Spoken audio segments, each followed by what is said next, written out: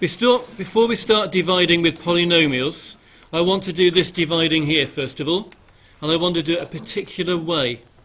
Some of you call this way the bus stop method, okay? 65 under the bus stop, 4 over here. So, some people have, they knew. So, here we go. But no, we're not going to do it quite as normal. I was going to say when your parents were at school, but actually when your grandparents were at school, they would be doing dividing, which was more like that, like long division, where these numbers here were outside the scope of your times tables, and we're going to actually do it that way. Okay?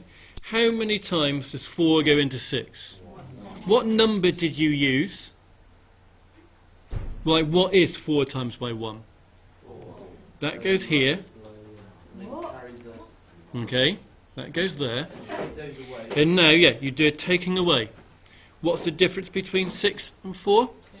That's like your remainder, which normally you'd have just done in your head and written there to get 25. But what actually happens, if we do it like this, you say, okay, 1 4 was 4, and then you do a taking away, and then that next number just comes down here, and normally you'd have the 25 written with a little 2 there, same way. 4's into 25, how many times? 6. And what are 6 4's? So that gets written down here, and we do a taking away. That 1 is our remainder. 4 into 25. So 4's into that 25 went 6 times. So now we need to keep going, so we need to put a 0.0 up here, and that 0 drops down, because normally you'd have put your remainder up here and got your 10 up here. 4's into 10 go 2 times. We'll put the point in. And what are 2 times by 4? What is 2 times by 4? 8. 0, 8. Do a taking away. Are we okay at that point? Okay. So, 10 take away 8 is 2. That's a remainder. We can't finish yet. We've got a remainder. We've got to deal with that. Put another naught up here. That number floats down. 4 into 20. 5. What number did we use? What are 4 5's? 20. Do a taking away. What happens? 0. We stop. There's no remainder. We have our answer. So, I'm going to show you another one before we do it with algebra, okay? Because if you don't like this with numbers, when you get with the algebra, okay? So, let's do another one. You'll see. You'll see why in a minute. Let's do...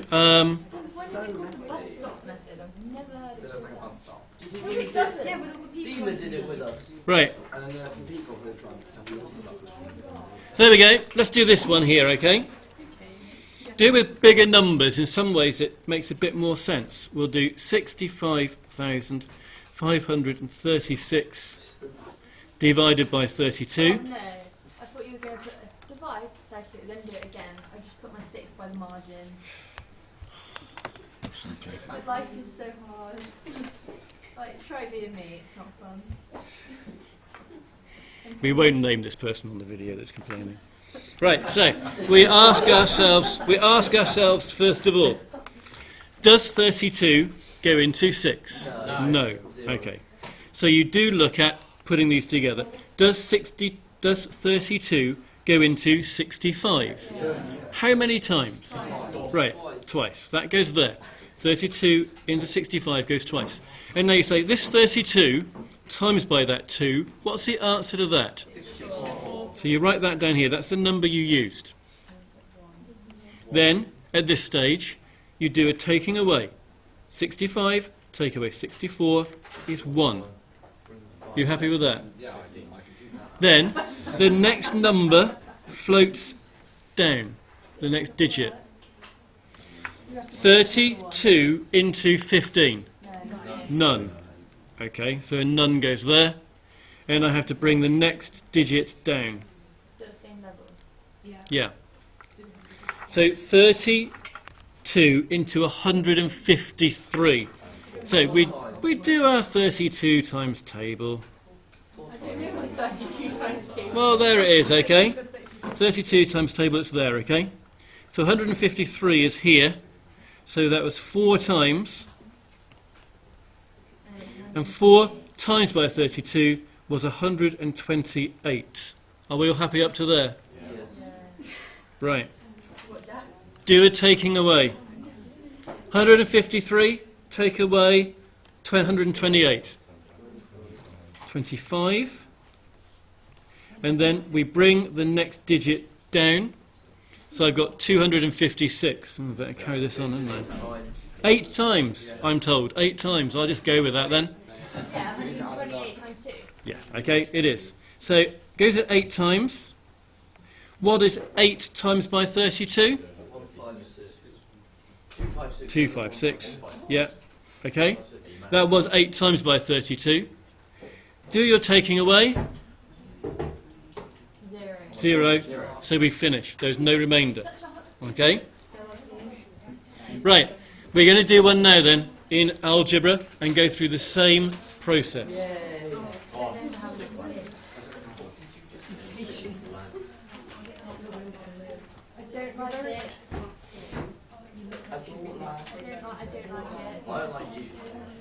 Let's not have comments like that. Right, here we go. Next one. That is the sum we are doing. Okay? We are doing this divided by that. So we're going to do our bus stop. Leave space on the left. Something's going to be written there in a minute. So in our bus stop, we're going to put these down. Now it's really important to put these down in order of their order, if that makes sense. You'll go wrong. So you put 2x cubed, put your x cubes down, then put your x squareds down, then put your x's down, then put your numbers down. And if you didn't have any x squareds, you would put a plus 0 x squared in. You need the columns. Like in hundreds, tens and units. If you had the number 305, you don't write it down as 35, you put a naught in because there are no tens. So if there were no x squared, you'll put a naught there. In the 2x plus 3, you put down over here outside to the left of the bus stop. Now, there's one thing which may not be obvious to start with. You are only dealing with this bit here, just the first bit of this polynomial. We're not worrying about that bit yet. Just trust me on this to start with. Your first question is, how many times does this go into that? Now think, what that means is, what do you have to times this by to get that? X squared, yeah. So you write your x squared there, and now what you do is you say, okay, what is that times by all of this? What is x squared times by 2x plus 3? Well, what's x squared times by 2x? 2x cubed. And what's x squared times by plus 3? Plus 3x squared. Why are you using 2x? It says 7x there. No, that was a 2. It was badly written, sorry. That was a 2. Okay? Right, so, continuing. We've done what we did last time. We times this by this to get this line here. What was our next step? Yeah, do a taking away. So put your taking away down here, line. We're going to do a taking away. 2x cubed, take away 2x cubed is, and that will always be the case. 5x squared, take away 3x squared. And then the next bit comes down. I so want to listen to these videos. Okay, here we go. Next bit comes down. What about, what do we Hang do on. with the column? No, hang on. Right, before we go any further. No, just stop a minute. Right. Let's just go through what we've done so far. Okay, and can we all just be really, really quiet? Because if there are some people who haven't got it, just give them a chance in a bit of quiet and peace, please. First of all, we said just the first bit of this bit, not the whole thing, just the first bit. What do you times that by to get that? X squared. We decided x squared. Then, whatever you write at the top, you times by everything to the left over here. So we did 2x times by x squared was 2x cubed, and x squared times by plus 3 was plus 3x squared. That's where that line came from. I'm timesing that by this. Then we do a taking away. 2x cubed, take away 2x cubed, nothing. There will always be a nothing there. Positive 5x squared, take away positive 3x squared was 2x squared. That's like the remainder of that bit. Then the next bit comes down. So if we can really focus and try and be as quiet as we can. Next thing we ask is, how many times does this go into this first bit that you wrote down here? So another way of thinking of that is, what do you times 2x by to get 2x squared? And the answer is x, and it's a positive x, not a negative x. So a positive x goes up there. Then, whatever you write down up here, which was positive x, gets multiplied by all of these bits over here. So positive x times by 2x is 2x squared. And positive x times by positive 3 is positive 3x. So you always do the last bit you wrote at the top times by everything over on the left. Then do a taking away. And first column should always be 0. 2x squared, take away 2x squared, 0. Now be very careful when you have minuses over here, negatives. Over in here, I am doing in this column, negative 3x, take away positive 3x. Negative 3x, take away positive 3x. Plus and a minus together make a minus. So I'm going to get negative 6x. And this term here floats down. That is negative 9. That's floated down here as well. And then, what you are asking yourself is, how many times does just the first bit out here go into just the first bit here? What do you times, in other words, 2x by to get minus 6x? Minus 3.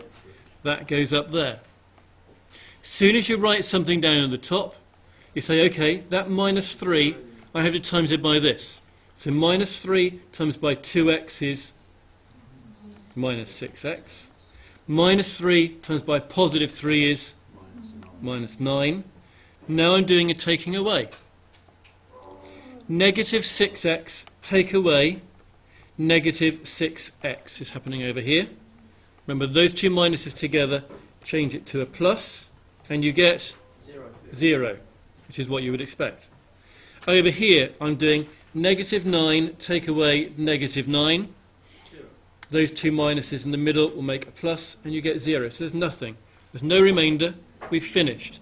The answer to that polynomial divided by that polynomial is x squared plus x minus 3.